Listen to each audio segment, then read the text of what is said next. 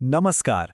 आज हम एक ऐसी यात्रा पर निकलने वाले हैं जो हजारों साल पुरानी है, लेकिन उसके सवाल आज भी उतने ही नए हैं। हम बात करने जा रहे हैं उपनिषदों के गहरे दर्शन की।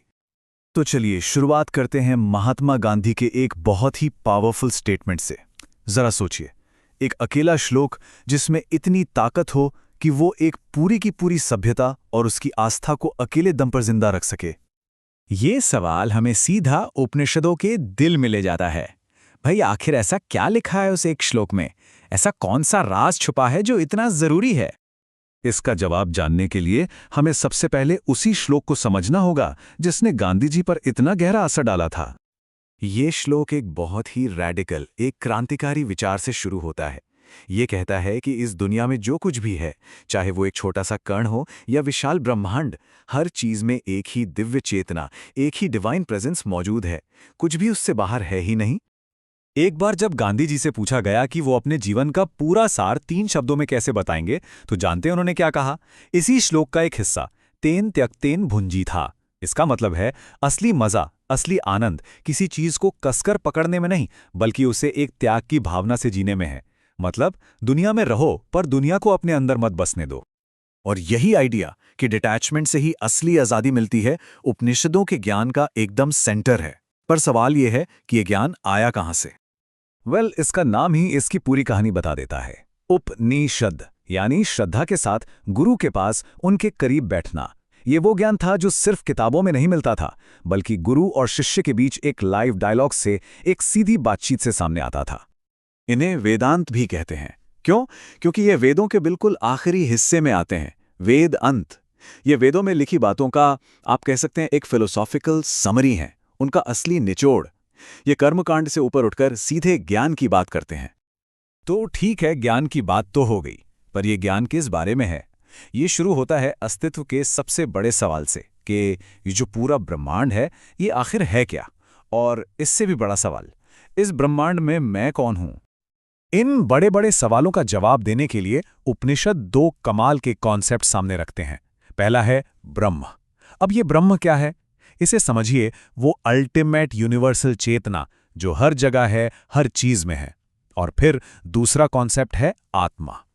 ये आत्मा क्या है?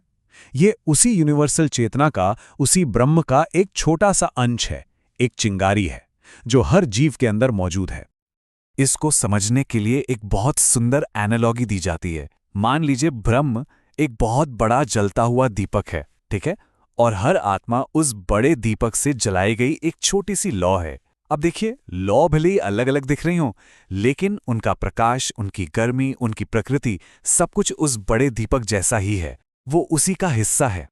और बस इसी गहरी समझ से उपनिषदों का सबसे बड़ा, सबसे महान वाक्य निकलता है, अहम ब्रह्मास्मि। और ये कोई घमंड वाली बात नहीं है। ये गहरी सच्चाई को महसूस करना है कि मैं सिर्फ ये शरीर या ये मन नहीं हूं, बल्कि मैं वो परम चेतना ही हूं।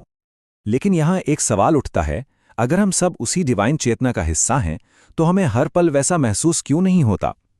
तैत्तरीय उपनिषद इसका जवाब पंचकोश यानी 5 परतों के सिद्धांत से देता है। इस थ्योरी के हिसाब से हमारी जो असली आत्मा है ना, वो एक प्याज की तरह 5 परतों से ढकी हुई है। सबसे बाहरी परत है अन्नमय कोश, यानी हमारा ये फिजिकल शरीर। उसके अंदर है प्राणमय कोश, हमारी सांसें, हमारी लाइफ एनर्जी। फिर आता है मनोमय कोश, जहां हमारे सारे विचार और इमोशंस चलते रहते हैं। उससे भी गहरा है विज्ञानमय कोश, हमारी बुद्धि, हमारा विवेक। और जब इन सब परतों को पार कर लेते हैं, तो सेंटर में मिलता है आनंदमय कोश, जो हमारा असली स्वरूप है, सिर्फ और सिर्फ आनंद। तो अब सवाल यह है कि इन परतों को भेद कर उस आनंद तक पहुंचने का रास्ता क्या है? उपनिषद कहते हैं, रास्ता है ज्ञान। और इस ज्ञान की खोज के लिए कितनी बड़ी कीमत चुकानी पड़ सकती है, यह हमें कठोपनिषद में नचिकेता की कहानी से बेहतर कोई नहीं सिखा सकता। कहानी कुछ ऐसी है कि नचिकेता के पिता गुस्से में आकर उसे मृत्यु के देवता यम को दान कर देते हैं। सोचिए, एक छोटा सा बच्चा, लेकिन वो डरता नहीं। वो यम के दरवाजे पर पहुंच जाता है और उनसे सवाल पूछता है, मृत्यु के बाद क्या होता है? इसका रहस्य क्या है? यम उस बच्चे की हिम्मत देखकर उसे दुनिया के सारे सुख, दौलत, लंबी उम्र, सब कुछ ऑफर करते हैं। लेकिन नचिकेता एक ही बात पर अड़ा रहता है, मुझे ज्ञान चाहिए।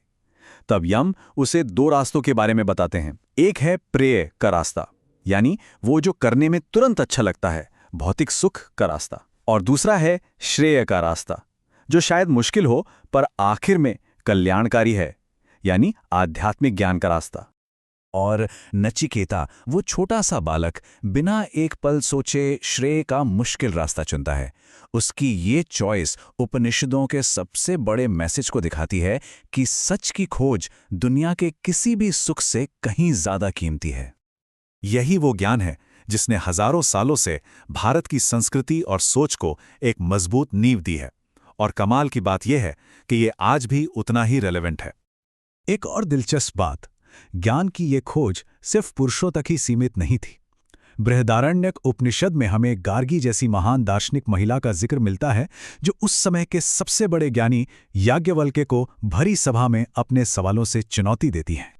इस दर्शन का प्रभाव इतना गहरा और इतना लंबा रहा है कि आज के आधुनिक भारत का जो राष्ट्रीय आदर्श वाक्य है, सत्यमेव जयते, वो भी इन्हीं प्राचीन ग्रंथों की देन है। जी हाँ, ये प्रसिद्ध वाक्य मुंडकोपनिषद से लिया गया है। यह हमें हमेशा याद दिलाता है कि चाहे कुछ भी हो जाए, आखिर में जीत हमेशा सच की ही होती है। तो कुल मिला के उपनिषदों का सार क्या है? उनका अंतिम संदेश किसी बाहरी भगवान को ढूंढना नहीं, बल्कि अपने ही अंदर की दिव्यता को पहचानना है। ये ज्ञान कहता है कि हमें कुछ नया बनना नहीं है, हमें बस ये याद करना है कि हम असल में हैं कौन। उपनिषदों ने मैं कौन हूं इस एक सवाल से एक महान यात्रा शुरू की थी। आज की इस भाग-दौड़ भरी जिंदगी में शायद ये सवाल पहले से कहीं ज्यादा जरूरी हो गया है। इस पर सोचिएगा जरूर।